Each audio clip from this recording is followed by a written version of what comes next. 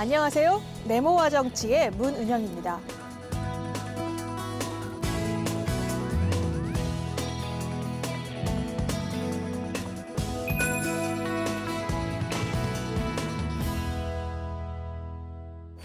제가 지금 서 있는 이곳 여의도는 대한민국의 심장부라고 불리기도 하죠. 그만큼 우리나라를 좌지우지하는 중요한 기관들이 자리 잡고 있기 때문일 텐데요. 정치에 관심이 있는 저는 아무래도 대의민주주의의 상징인 국회가 가장 먼저 떠오릅니다. 그런데 또 어떤 분들은 금융, 즉 돈이 가장 먼저 생각난다고 하시더라고요. 이렇게 국회와 금융, 정치와 돈, 어쩌면 좀 가까울수록 좀 부정적인 생각이 드는 것도 사실인데요. 과연 그럴까요? 오늘 네모와 정치에서는 바로 이 문제, 돈과 정치, 정치와 돈에 관한 이야기를 지금부터 해보려고 합니다. 준비된 화면 함께 보시죠. 일본의 현대 정치를 이야기할 때 빼놓을 수 없는 특징이 자민당의 장기 집권이다.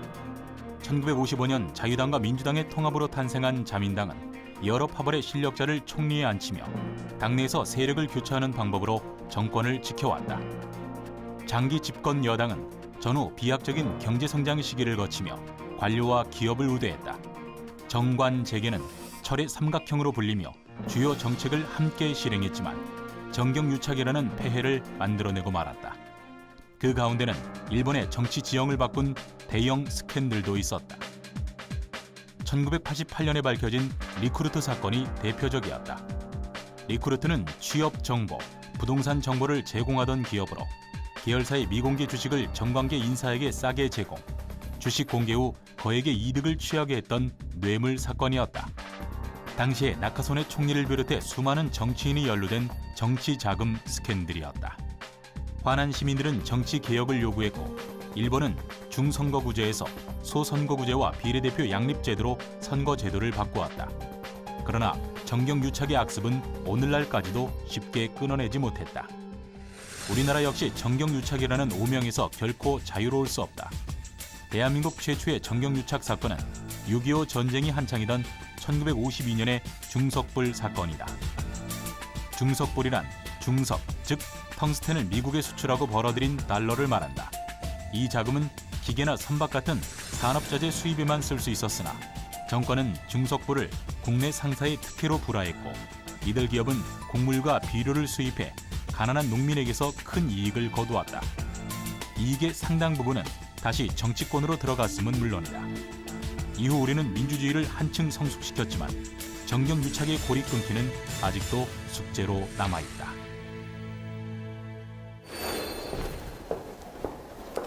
교수님, 안녕하세요. 안녕하세요. 네, 반갑습니다. 네, 네, 잘 지내시고. 네, 오랜만에 뵀어요. 편해지세요. 감사합니다.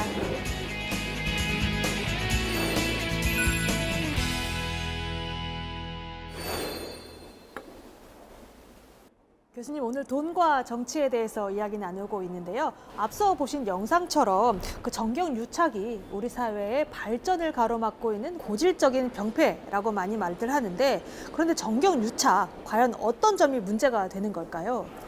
잘 아시는 것처럼 정경유착이 되면 결국에는 법이나 예산 같은 것들이 시민들을 위해서 쓰이는 것이 아니라 기업을 위해서 쓰이는 가능성이 높기 때문에 그렇습니다. 예를 들면 법을 만들 때 시민의 이익을 위해서 하는 것이 아니라 기업의 이익을 위해서 할 가능성이 크고요. 예산을 분배할 때도 시민들이 필요한 것, 어려운 것에 쓰는 것이 아니라 기업을 위해서 쓸 가능성이 높기 때문에 그렇습니다. 그러면 우리나라 같은 경우 재벌 총수가 구속되는 일도 참 많았고, 예. 우리나라 또 특히 전직 대통령들의 그 뒷모습이라고 해야 될까, 그렇게 아름답지 않았던 경우도 많았던 것 같은데요. 우리나라에서 정경유착이 좀 사라지지 않은 이유가 좀 특별하게 있을까요? 학계에서 얘기하기는 정경유착이 일어난 이유는 크게 두 가지거든요. 그러니까 구조적인 문제가 있을 수가 있고 아니면은 사람들이 잘 생각해서 계산을 해서 하는 행위자적인 접근 방법이 있습니다. 그러니까 구조적인 접근 방법은 정부가 너무 독과점적인 지위를 갖고 있어서 견제할 수 있는 세력이 없기 때문에 일어난다는 거거든요.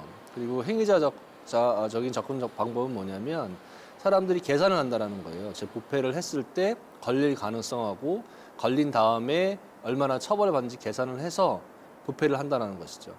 그래서 이제 이런 것들이 아마 한국에 모두 적용될 수 있지 않을까. 뭐 잘 알다시피 한국은 공무원 공화국이라고 하지 않습니까?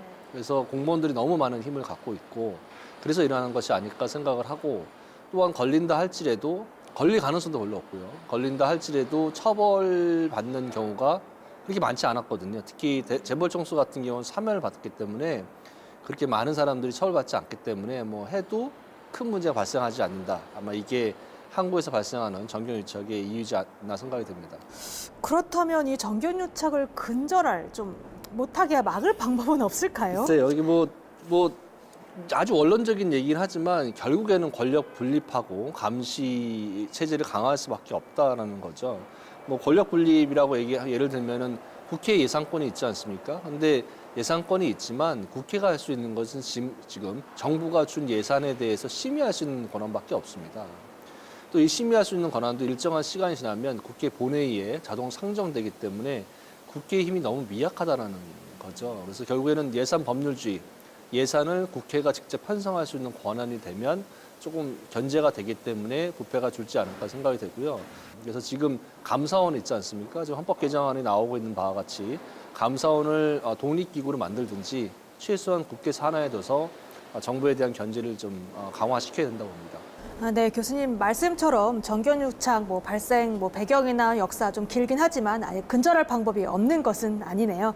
네, 돈과 정치하면 이렇게 부정적인 이미지가 떠오르는 것은 앞서 살펴본 것처럼 정경유착 스캔들로 인해서 정치 불신이 깊어졌기 때문이라고 합니다. 그런데 이 시대와 국가를 막론하고 정치를 하는 데 있어서 돈은 참 꼭 필요한 존재가 또 아닐까 싶은데요. 정치 자금이란 무엇인지 그리고 어떻게 조달하고 있는지 함께 준비한 영상 보시겠습니다. 정치 자금이란 무엇일까? 정당이나 정치 집단이 공적인 목적으로 쓰는 각종 재원을 정치 자금이라고 한다. 민주사회는 정당을 운영하거나 선거를 치르는 등의 활동에 많은 자금을 들여야 한다. 이 때문에 정치 자금을 민주주의의 비용, 정치의 모유, 정치의 원동력이라고 부르기도 한다. 정치와 돈이 떼려야 뗄 수 없는 밀접한 관계에 있음을 실감하게 하는 말이다. 그러나 민주주의에 꼭 필요한 정치 자금은 정치인 스스로가 부담하지 못하고 외부에서 충당해야 하는 것이 현실이다. 그렇게 정치 자금을 공정하게 걷어서 투명하게 사용하는 일은 무척이나 중요한 문제이다. 우리는 정치 자금을 둘러싼 부정을 막으려고 지난 1965년에 정치 자금에 관한 법률을 제정했고 이후 수차례에 걸쳐 개정해왔다. 정치 자금을 기부하거나 받는 일은 모두 이 법의 테두리 안에서 이루어져야 한다. 법에 따라 현재 우리나라는 정치인이 직접 후원금을 받아서는 안 되고 후원회를 통해야만 한다. 그렇다면 기업이나 단체의 한도는 얼마일까? 지난 2002년 대선 당시 불법 선거 자금이 사회 문제가 되면서 2004년에 법이 개정됐다. 이에 따라 법인과 단체의 정치 후원금은 원천적으로 금지하고 있다. 정치 자금에 대한 영상 함께 보셨는데요. 교수님, 우리나라는 기업과 단체에 대해서 좀 정치 자금을 내지 못하도록 금지하고 있잖아요. 근데 어떻게 보면 기업과 단체가 정치인에게 주다 보면 정치인은 훨씬 더 쉽고 편리하게 또 관리나 그런 점에서 좋을 것도 같은데 왜 이렇게 금지를 특별히 하고 있는 걸까요? 사실 정치인 입장에서는 일반 시민보다는 기업의 돈을 받는 게 훨씬 낫죠. 거액이니까. 근데 문제는 바로 거기에 있다는 겁니다. 편리하다는 점. 그래서 정치인들이 많이 위존할 수 있다는 점. 그 점이 문제가 되는 것 같습니다. 결국에 이제 기업인들이 돈을 많이 주게 되면 정치인들은 그 거액에 위존하게 되고 위존하게 되면은 정책이나 아까 말씀드렸던 예산 배분 같은 것들이 당연히 기업한테 이렇게 될 수밖에 없다. 왜냐하면 다음에 또 받아야 되니까요. 그래서 일반 시민들의 의견은 좀 아무래도 적게 들리고 기업인들을 위한 목소리가 훨씬 많이 들리지 않을까라고 하는 점입니다. 물론 여기 반론도 있습니다. 그 기업인들이나 단체나 기업이 돈을 주는 것도 일종의 정치적 표현의 자유이기 때문에 돈을 못 주게 막아놓는 것은 표현의 자유에 어긋나는 것이다. 그래서 이들을 좀 풀어야 된다. 이런 논의가 있는 건 사실이거든요. 근데 저희가 항상 어떤 가치가 중요한지를 보는 게 중요하지 않겠습니까? 그래서 정경유착으로 인한 폐해가 훨씬 더 높을지 아니면은 표현의 기업이나 단체의 표현의 자유를 지켜주는 것이 어떤 가치가 높을지 이 두 가지를 한번 생각해 보는 것이죠.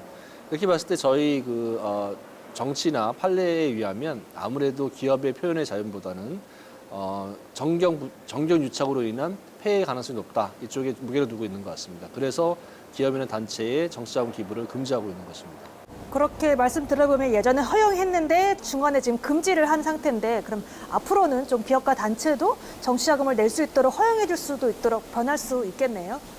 뭐 그럴 가능성도 있고 현재 그 논의 중에 있는 것으로 알고 있습니다. 그런데 정치자금법 자체가 만들어진 이유, 그 다음에 역사적으로 흘러온 걸 보면 기업이나 단체에 의한 정치자금 기부는 계속 금지되어야 할 것 같습니다. 이렇게 말씀드리는 이유는 뭐냐면 정치자금이 처음 만들어진 이유가 바로 기업의 영향력을 좀 제도적으로 보장하기 위해서 정치자금이 만들어진 거거든요. 그러니까 정치자금법이 만들어진 자체가 기업의 목소리를 보장하도록 만들어 겁니다. 그런 것들이 2004년에 이 사건에 의해서 좀 확 전환되게 됩니다. 획기적인 변화가 일어났고요. 그 획기적인 변화에서 가장 첫 번째가 바로 기업이나 단체에 의한 정치자금 금지가 첫 번째고요. 두 번째는 돈을 누가 주는지를 좀 확실하게 투명하게 하자. 그래서 수익과 지출에 대한 내역을 공개하는 식으로 법이 개정된 겁니다. 그다음에 관행처럼 되어 오던 행사에 의해서 돈을 많이 모았거든요. 무슨 행사, 무슨 행사에서 돈을 많이 모았는데 그 부분을 이제 금지하게 된 겁니다. 이와 같은 노력들은 정치자금에 대한 것을 투명하게 해서 유권자들이 알게 해서 그래서 좀 거액의 돈에서 의혹의 눈길을 보낼 수 있는 형태로 정치자금법은 변해왔다고 말씀드릴 수 있을 것 같습니다. 네, 참 우리나라에서도 투명한 정치자금 관리를 위해서 여러 가지 제도 개선이 노력이 있었던 것 같습니다. 깨끗해야만 하는 돈, 정치 자금. 그 자금을 모으는 과정이나 방법도 투명해야겠지만 그 정치 자금을 실제 쓰는 관리나 사용도 그 못지않게 투명해야 할 것 같습니다. 그런데 전 세계적으로 정치 자금 관리를 잘 못해서 그 정치 생명이 위태로워진 경우도 많이 있다고 하는데요. 준비된 화면 함께 보시고 계속 말씀 나눠보도록 하겠습니다. 지난 2017년 결선 투표를 통해 프랑스의 제25대 대통령이 된 에마누엘 마크롱. 39의 정치신인 프랑스 정치계의 아웃사이더인 그가 정치 입문 5년 만에 대통령이 된 비결은 무엇일까? 개인적인 재능과 사회적인 여건이 크게 작용했지만 빼놓을 수 없는 또 하나의 이유는 바로 운이 좋았다는 점이다. 지지율 1위를 달리던 공화당의 프랑수아 피용 전 총리가 연이어 정치자금 스캔들에 휘말린 덕분에 마크롱의 인기가 급상승했다. 피용 전 총리는 아내와 두 자녀를 보좌관으로 채용하여 세비를 횡령했다는 의혹을 받았다. 그리고 얼마 안 돼 친구에게서 정치자금을 불법으로 받은 사실이 드러났다. 피용의 인기는 급하락했고 마크롱은 승승장구하며 결선 투표에 1위로 진출, 프랑스의 대통령이 됐다. 일본에서도 유망한 여성 정치인이 정치자금의 관리를 잘못해 낭패를 겪었다. 지난 2014년에 경제산업상에 오른 오부치 유코가 당사자이다. 오부치는 아버지에게 지역구를 물려받아 20대에 의원이 된 정치 유망주로 일본의 여성 총리 후보 1순위로 불렸었다. 그러나 오부치의 정치 자금을 관리하는 단체가 물품 대금을 부당하게 지출했다는 의혹에 휩싸이면서 장관이 된 지 한 달 만에 사임, 정치 생명에 큰 타격을 입었다. 언론 보도에 따르면 우리도 정치 자금을 사적인 용도로 쓰거나 의정 활동과 상관없는 용도로 사용하는 사례가 적지 않다. 우리는 지난 정치 자금의 적정한 사용과 회계의 투명성을 위해 정치 자금에 관한 법률을 제정했고, 지난 2004년에는 정치 자금의 적정한 제공과 정치 자금에 관한 부정을 방지하기 위해 정치 자금법을 큰 폭으로 수정했다. 그러나 정치 자금에 대한 사회적인 논란은 끊이지 않고 있다. 네, 정치자금 사용도 좀 참 잘 해야겠다는 생각이 드는데 일반적으로 그 우리나라에서는 정치자금을 어떤 용도로 사용할 수 있나요? 정치자금을 쓰는 것은 평상시에는 이제 의정활동 비용이라고 하죠. 정책 간담회를 열거나 아니면 의정보고서를 발간해서 시민들한테 보내거나 아니면 토론회나 공청회 같은 것을 열 수가 있을 것 같습니다. 물론 이제 그 사무소 비용도 있겠죠. 그리고 정책 개발을 위한 비용에도 쓰이고요. 그러니까 정치자금 지출은 상당히 필요한 돈인 것 같습니다. 후보자의 자신의 정견을 발굴하고 개발한 다음에 유권자에게 알릴 수 있는 기회가 되니까요. 물론 선거 때는 자신의 정책을 알릴 수 있는 홍보물 제작이나 현수막이나 명함도 사용할 수 있고요. 그런 방송에도 방송 비용으로도 지출할 수 있습니다. 물론 다 예상하시겠지만 사적인 용도, 예를 들면 골프 클럽에 뭐 회원권을 산다든지 골프 비용을 낸다든지 교통 범칙금을 낸다든지 유흥업소 같은 경우는 안 되겠죠, 그죠? 예, 그런 건 안 되는 걸로 돼 있습니다. 그렇게 어디에 쓰여져야 된다는 게 참 정치자금법에 이렇게 세세하게 규제가 되어 있는 걸로 아는데 그런 것들이 다 이렇게 투명성을 좀 확보하기 위해서 규제되어 있는 것 같습니다. 그런데 이런 투명성 확보를 위한 다각적인 노력에도 불구하고 아직까지 우리나라 정치자금 제도에 대해서 좀 보완해 돼야 될 점이 많다는 것으로 알고 있습니다. 그래서 현행 제도 문제점 그리고 좀 이에 대한 개선 방안을 조금 말씀해 주실 수 있을까요? 앞서 말씀을 드렸던 바와 같이 정치자금법이라고 하는 것은 이 정치자금의 투명성 확보가 가장 필수적인 조건이거든요. 그렇게 맞춰왔었고요. 그렇지만 저희가 이제 한번 평가를 해보면 한국의 정치자금 중에 가장 큰 문제는 여전히 투명성 확보에 있는 것 같습니다. 이 투명성 확보에 문제가 있다는 것을 뭐 아주 간략하게 이야기하면 저희 나라의 정치자금은 돈을 모은 것이나 쓴 것이 상당히 한시적으로 인터넷에 공개가 됩니다. 그래서 인터넷에 공개가 안 되기 때문에 유권자들이 확인할 수 있는 방법이 없겠죠. 이걸 조금만 더 구체적으로 말씀을 드리면 그 후보자가 돈을 쓴 거 있지 않습니까? 소위 선거 비용이라고 하는 것을 문서로 제출하게 돼 있습니다. 문서로 제출하게 돼 있고 그다음에 선거가 끝난 다음에 제출하게 돼 있거든요. 그다음에 돈을 모으는 거에 있어서도 전부 다 문서로 제출하게 돼 있습니다. 그래서 저희가 문제가 되는 것은 뭐냐면 이 문서로 제출한 것을 하나하나 다 누군가가 찾아봐야 된다는 것이죠. 그다음에 도대체 거액을 낸 사람이 누군지 알려면은 그거를 전부 다 찾아봐야 된다는 얘기가 됩니다. 그리고 이런 것들은 모두 선거가 끝난 다음에나 가능하다는 겁니다. 그래서 정치자금 투명성이 갖고 있는 가장 중요한 기준, 그다음에 가장 중요한 효용 가치가 없어진다는 겁니다. 무슨 말이냐면 돈을 누가 냈는지를 파악을 해서 그 돈을 이 사람이 거액을 낸 사람이 어떤 기업에 소속돼 있는 임원이구나. 그러면 정경유착의 가능성이 있구나. 라고 해서 유권자가 알고 그다음에 방송이 알아서 차단하는 것이거든요. 그 효과가 전혀 지금 안 갖춰지고 있다고 생각해도 별로 무리가 아닌 것 같습니다. 그래서 지금의 정치자금의 투명성 확보가 가장 큰 문제고 이거를 개선하기 위해서는 정치자금에 대한 인터넷 공개가 반드시 실현돼야 된다라고 생각이 됩니다. 지금 얘기해 주신 그럼 이제 개선 방안으로 투명성 확보 많이 말씀해 주셨는데요. 예. 그 투명성 확보를 어떻게 보면 받침해 줄 수 있는 그럼 소액 후원금이 우리나라 정치 문화 어떻게 변화시킬 수 있을까요? 일단 소액 후원금으로 정치 자금 문화가 조성돼야 된다는 것에 대해서는 전혀 이론이 없거든요. 왜냐하면 소액 후원금으로 갖고서는 국회의원을 살 수가 없으니까요. 그러니까 정경유착이 불가능하다는 얘기죠. 저희가 정치자금법을 만들었던 가장 큰 이유 중에 하나가 정치자금으로 인한 정경유착을 막는 데 있어서 가장 큰 것이 바로 소액기부금 문화를 만드는 겁니다. 그런데 이제 그렇게 하기 위해서는 이 사람들이 자신이 낸 돈이 얼마나 효력이 있는지를 알아야 되잖아요. 가치가 있는지를 알아야 되고. 그래서 정치자금을 모금하는 것과 지출하는 것에 있어서 인터넷으로 공개가 되면 내가 이 사람한테 이만큼 돈을 내고 그래서 내가 이렇게 기여를 하고 있고 내가 좋아하는 사람이 됐으니까 그리고 내가 원하는 정책이 될 거고 그러면 훨씬 더 유권자들이 정치 참여가 늘어나겠죠. 반대로 얘기하면은 거액이 기업이나 이런 사람들의 거액의 정경유착이 아무래도 줄어들 가능성이 크다라고 하는 겁니다. 그래서 정치자금법이 소액 중심으로 가게 되면 한편으로는 그 풀뿌리 민주주의죠. 우리 국민들이 시민들이 민주주의를 하고 있구나, 우리가 주인이구나라는 생각을 할 수 있고요. 다른 한편으로는 거액의 기업들에 의한 정경유착의 가능성이 줄어들어서 부패가 없는 민주주의 사회가 달성될 수 있다고 봅니다. 네, 오늘 검은 돈의 상징인 정경유착에서부터 밝은 돈의 상징이라고 볼 수 있는 정치 후원금까지 다양한 말씀 감사합니다. 네, 지금까지 경북대학교 정치외교학과 엄기영 교수님 나와주셔서 많은 말씀 도와주셨습니다. 감사합니다. 네, 고맙습니다. 민주사회에서 많은 사람들의 의견이 정책에 반영되기 위해서는 또 적극적인 정치 참여가 필요합니다. 마찬가지로 정치자금도 보다 많은 사람, 즉 공익에 나아가기 위해서는 보다 많은 사람들의 정치 자금을 내는 그런 문화가 필요하지 않을까 싶습니다. 그래서 이번에 준비한 화면은 소액 후원금에 대해서 설명드린 화면인데 함께 보시죠. 미국의 선거는 돈 선거로 불린다. 선거 비용이 많이 들기도 하지만 막대한 자금을 모을 수도 있다.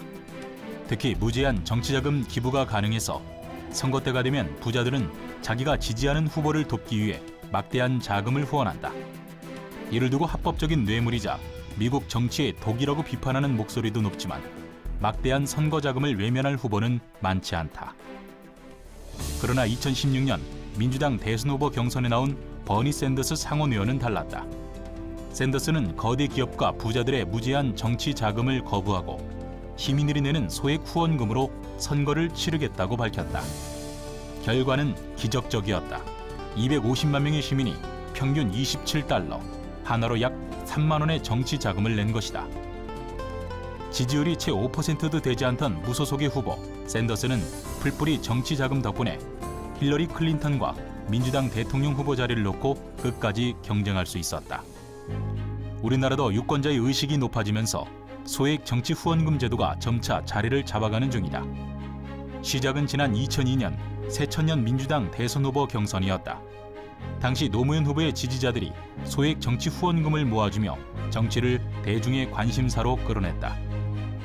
최근에는 시민들이 정치에 더 적극적인 태도를 보이면서 활동이 활발한 정치인들에게 소액 후원금이 답지 않은 사례를 볼 수 있다.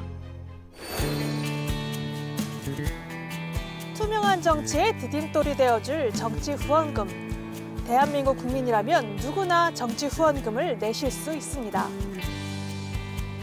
그 밖에 여러분이 알아두면 좋을 정치 후원금 상식 화면으로 정리해봤습니다. 정치 후원금은 기탁금과 후원금으로 크게 나눌 수 있다. 기탁금은 정당 후원을 위해 선거관리위원회에 맡겨두는 기금이다. 정당을 후원하려는 사람이면 낼 수 있고 정당의 당원으로 활동할 수 없는 공무원이나 사립학교 교직원도 낼 수 있다. 중앙선거관리위원회는 모인 기탁금을 분기별로 각 정당에 배분한다. 배분하는 기준은 국고보조금 배분율을 따른다. 교섭단체 구성 여부에 따른 기본 비율, 국회 의석수 비율, 직전 국회의원 선거에서의 득표수 비율 등이다. 후원금은 특정 정당이나 정치인을 후원하는 자금이다. 정치인 개인에게 직접 건네는 것이 아니라 선거관리위원회에 등록한 후원회를 통해서 낸다. 정치 자금을 주고받으며 발생할 수 있는 비리를 막기 위해서이다.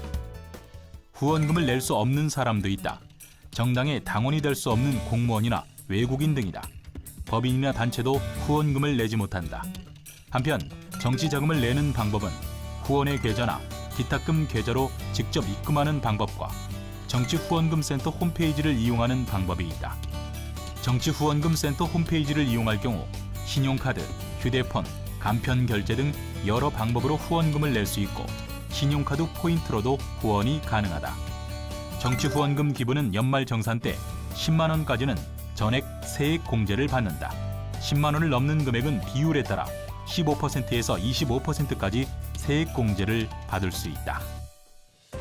네모와 정치, 오늘 이 시간에는 돈과 정치에 대한 이야기로 준비해봤는데요. 여러분은 어떻게 보셨나요? 저는 이 프로그램을 준비하면서 잘 쓰면 약, 잘 못 쓰면 독 이런 말이 떠올랐습니다. 민주주의에 꼭 필요한 정치 자금도 잘못 쓴다면 정치 불신을 키워 민주주의를 후퇴시킬 것이고 제대로 쓴다면 민주주의를 꽃피우는 걸음이 될 수 있겠죠. 그래서 아름다운 정치를 꽃피기 위해 정치 그리고 정치 자금에 대해 조금만 더 관심을 가지고 참여할 수 있는 계기가 되었길 바라봅니다. 네모와 정치 오늘 준비한 시간은 여기까지고요. 저는 다음 시간에 다시 찾아뵙도록 하겠습니다. 감사합니다.